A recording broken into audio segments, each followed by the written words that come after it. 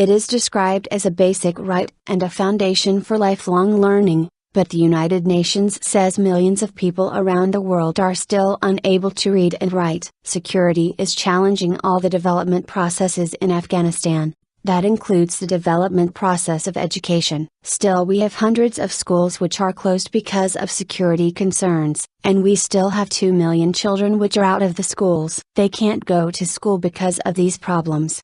50% of the schools have no buildings. Kabir Haqmal, the spokesman for Afghanistan's Minister of Education, a statement released by the UN's education arm, UNESCO, to mark International Literacy Day said, "Literacy is much more than an educational priority, it is the ultimate investment in the future. We wish to see a century where every child is able to read and to use this skill to gain autonomy." According to UNESCO, almost 774 million people in the world lack basic reading and writing skills, and of those, almost 2/3 are women and girls. Some 123 million young people, aged 15 to 24, are unable to read and write, and again the female share is more than 60%. The lowest literacy rates are in South and West Asia, which is home to half of the global illiterate population, and Sub-Saharan Africa, which has some of the lowest rates, below 50% in 10 countries, and dropping to 25% in Guinea. Providing universal primary education is among the UN's 8 Millennium Development Goals, and there has been progress. By the target year of 2015,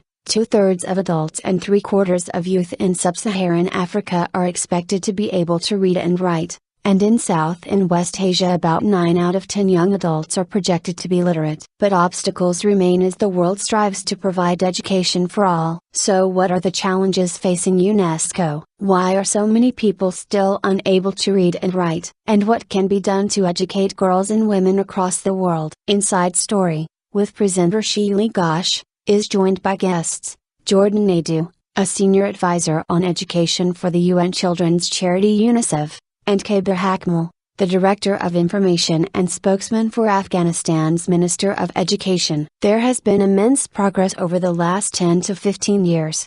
But it still needs a lot more attention to providing access to education for girls that is closer to the communities, where girls don't have to travel too far, because parents and community members see the issue of threats along the way. But we also need to encourage parents and community members to see the value of education for all children, not just boys. While literacy rates in general have increased, women still make up over 60% of those that are illiterate. There's a number of reasons, and one of the main reasons is that even when girls are enrolled, often they are forced to drop out for various reasons. I think one of the main reasons remains social attitudes, but it's also a question of providing infrastructure, schools closer to communities.